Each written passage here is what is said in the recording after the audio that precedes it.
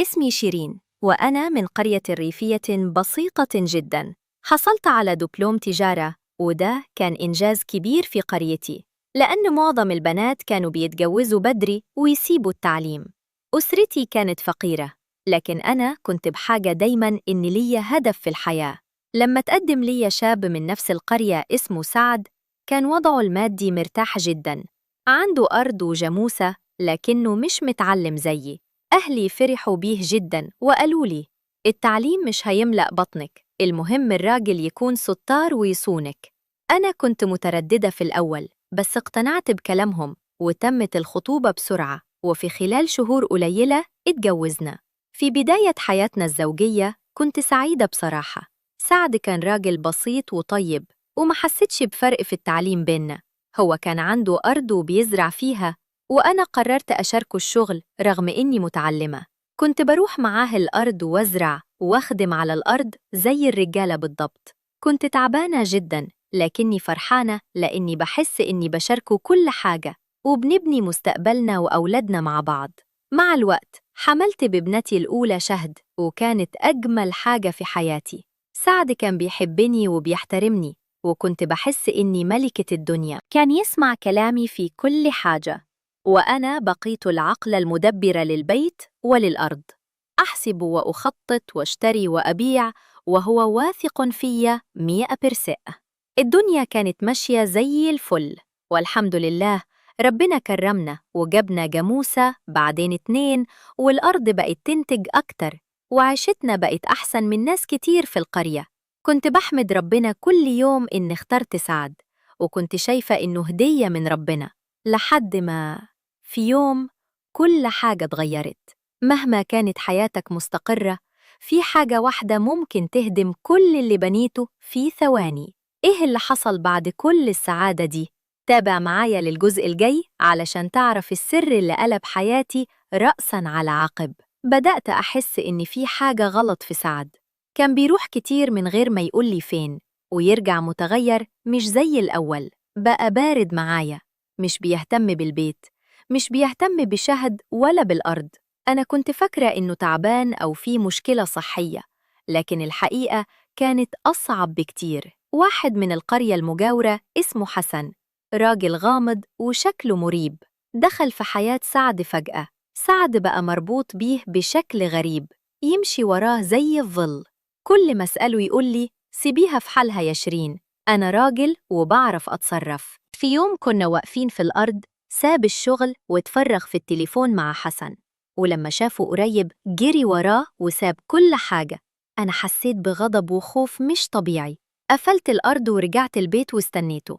بالعافية قدر أعرف منه الحقيقة. في الليل وأنا قاعدة جنبه قال لي: الراجل ده مش أي راجل يا شيرين، ده شيخ عارف أسرار كتيرة. قال لي إن تحت بيتنا في مقبرة فرعونية فيها كنز حقيقي، ذهب ومجوهرات من زمان الفراعنة. إحنا هنبقى أغنى ناس في القرية كلها. أنا انصدمت. قلت له: سعد، إحنا حياتنا كويسة الحمد لله، ليه نطمع؟ وخلي بالك الناس دي نصابين. لكن عينيه كانت فيها بريق غريب، وكان واثق إن ده قدره وإنه هيغير حياتنا للأبد. أنا حاولت أهديه، لكنه قال لي: أنتي مش فاهمة حاجة يا شيرين، أنتي عايشة في وهم. الكنز ده مستقبل أولادنا، مش هتعب تاني، مش هتشتري الأرض ولا هتخدمي في الجاموسة، هنبقى ملوك. هل كان سعد على حق ولا كان بيتجري لدماره؟ وإيه اللي حسن ده عايزه منهم بجد؟ الجزء الجاي هيعرفكم على أول خطوة في نهاية العيلة دي. بدأ حسن يتردد على بيتنا بشكل يومي. كان سعد بيجيب له أحسن أكل ويفتح له البيت، وأنا قلبي بيوجعني كل ما أشوفه. الراجل ده كان عينيه زرقاوين وباردة، وصوته واطي، وبيحب الخناقة. كنت بسمعهم بيتكلموا بالليل عن المقبرة والجن والحراسة وكلام غريب جدا. سعد بقى مهووس بالكنز بشكل هستيري، كان بيصحى الصبح بدري يفكر فيه، وينام بالليل على نفس التفكير. أهمل شغله، أهمل الأرض، والجاموسة تعبت ومرضت، لكنه ما كانش مهتم. كل همه إن حسن يبدأ الحفر. في يوم حسن جاب معاه رجالة كتير، معاهم فؤوس وكارن، وبدأوا يحفروا في أوضة ناحية البيت. أنا كنت قاعدة في الأوضة اللي جنبهم، حاطة ودني على الحيط، وسمعتهم بيقولوا: طلع مية تحت الأرض، لازم نجيب مواتير ومعدات غالية عشان نشف المية ونكمل. سعد من غير ما يفكر دفع لهم فلوس كتير من اللي جمعناه على السنين. قلت له: سعد، انت بتدفع فلوس تعبنا فيها سنين لمجرد كلام؟ انت متأكد ان في حاجة أصلاً؟ زعق فيا وقال: انتي مش بتفهمي في الحاجات دي، سيبيني في حالي. مرت شهور، وسعد باع الجاموسة وباع جزء من الأرض واتداين من الناس، وكل الفلوس راحت في الحفر والمواتير وأجرة الرجالة. كل مرة حسن يطلب فلوس سعد يدي بدون تفكير. أنا بقيت أعيش في جحيم، أشوف بيتنا بيتفكك قدام عيني، وجوزي بيتحول لوحش مش عارفه. وصل به الحال إنه بدأ يضربني كل ما انتقد حسن أو أطلب منه يراجع نفسه. لما الفلوس خلصت وسعد بقى مديون، حسن طلب منه حاجة مستحيلة، حاجة هتخلي أي إنسان عاقل يهرب، لكن سعد وافق بدون تردد. إيه الطلب اللي هدم آخر حاجز بينه وبين الجنون؟ في ليلة من الليالي وأنا نايمة تعبانة جداً، سعد جاب لي كوباية لبن وقال لي: اشربي. كنت واثقة فيه فشربت، ما حسيتش بنفسي إلا وأنا في أوضة تانية وهدومي مخلوعة، وحسن واقف فوقايا بيحاول يقترب مني. اتصدمت، فزعت، بدأت أصرخ. الحمد لله إن الجرعة اللي حطها سعد كانت خفيفة، لأني كان متلهوج ومش مركز. قدرت أفيق بسرعة، دفعته عني وقمت أجري وأنا بلبس هدومي مرعوبة. أخدت بنتي الصغيرة في حضني وطلعت أجري في الشارع من غير ما ألتفت، من غير ما آخد حاجة من البيت. وصلت بيت أهلي وأنا مرعوبة واهت وقلبي بينبض بسرعة. حكيت لأمي كل حاجة. أمي حضنتني وفضلت تبكي. إخواتي اتجننوا وعايزين يروحوا يقتلوا سعد، لكن أنا قلت لهم لأ، أنا هطلق منه، ده مش راجل، ده مريض نفسي، باعني عشان كنز وهمي. أنا فكرت إن ده نهاية القصة، وإن سعد هيرتاح من الكنز وهيفوق لنفسه. لكن اللي حصل بعد كده كان أفظع بكتير. سعد بدل ما يراجع نفسه كمل في ضلاله. حسن قال له إن الجن عايز دم من بناتك عشان يفتح باب المقبرة، ولازم تكون البنت من صلبك. وسعد صدق، خطف بنتي الكبيرة من قدام المدرسة. خطفت بنتها عشان الكنز. إيه اللي وصل له الراجل؟ وهل قدرت أنقذ بنتي ولا كان الوقت فات؟ الجزء الخامس هيكون أصعب جزء في القصة كلها. لما عرفت إن بنتي مختطفة، الدنيا أوديت من عيني. أخويا جري على البيت لقاه فاضي، سعد مش موجود وحسن مش موجود، البنت مش موجودة. أنا حسيت إن قلبي هيتقطع. اتصرفت بسرعة، رحت مع إخواتي لقسم الشرطة وحكيت للضابط كل حاجة من الأول لآخرها. الضابط كان في الأول مش مصدقني، لكن لما قلت له إن فيه مقبرة وحفر ودم بنات اتغير وشه وقال: أمك كان نفس الكلام ده بيحصل في قرى تانية. الضابط جهز قوة ورحنا على المكان اللي حسن قال لي عليه. كانت ليلة مظلمة وإحنا ماشيين بالهدوء. وصلنا على باب المقبرة المزعومة، ولقيت سعد واقف وفي إيده سكين كبير، وبنتي مربوطة قدامه. حسن كان واقف جنبه بيقرأ حاجات غريبة. أنا كدت أصرخ، لكن الضابط أشار لي: اسكت. في لحظة قوة الشرطة نزلت عليهم وأمسكوا بسعد وحسن قبل ما يكملوا الطقوس.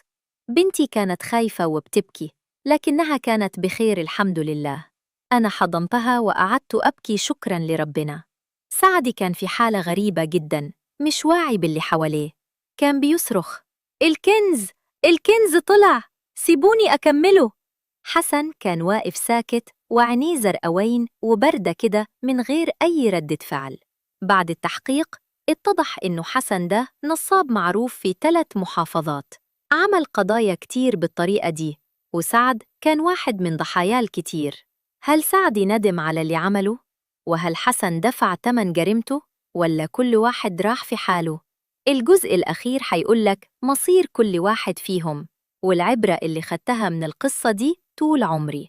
القضية تحولت للمحكمة، وبعد تحقيق طويل اتثبت إنه حسن نصاب محترف. هو كان بيستغل طمع الناس وبيوهمهم بوجود كنوز ومقابر فرعونية، ويخليهم يدفعوا فلوسهم لحد ما يبقوا على الحديدة، وبعدين يطلب منهم طلبات مستحيلة زي العلاقة المحرمة أو الدم. القاضي حكم عليه بالإعدام لأنه كان متورط في قضايا تانية كتير، منها اختطاف أطفال وقتل واتجار في الآثار المزيفة. كان في النص راجل حقير بجد، وربنا أراح منه الناس كلها. أما سعد، زوجي اللي كنت بحبه وشاركته تعب سنين، حكم عليه بالسجن المؤبد، واتضافت ليه تهمة الشروع في القتل وبيع شرف بنته والإيذاء الجسدي. لما سمع الحكم وقع على الأرض وكان بيصرخ: أنا مش فاهم أنا كنت بعمل إيه، أنا كنت مريض، أنا غلبان. بس القاضي ما قبلش العذر، لأن المرض مش عذر لما تبيع أهلك عشان وهم. أنا دلوقتي عايشة في بيت أهلي، بشتغل في حرفة بسيطة وبربي بناتي على الحب والاحترام، وبعلمهم إنه الغنى الحقيقي مش في الكنوز اللي تحت الأرض، لكن في العقل والشرف والرضا باللي قسمه ربنا. أنا فقدت كل حاجة: بيتي، أرضي، جاموستي وجوزي، لكني كسبت أعظم حاجة: بناتي سليمين وعقلي سليم وضميري مرتاح. العبرة يا جماعة، الطمع بيعمل عيون، والكنوز الوهمية بتدمر البيوت. خلي بالك على اللي حواليك، وما تسمعش كلام أي حد يعدك بالغنى من غير تعب. شاركوني رأيكم تحت في التعليقات، وعملوا لايك للفيديو لو القصة عجبتكم، وبعتوها لأصحابكم عشان الكل يتعظ. وإلى لقاء قريب بإذن الله.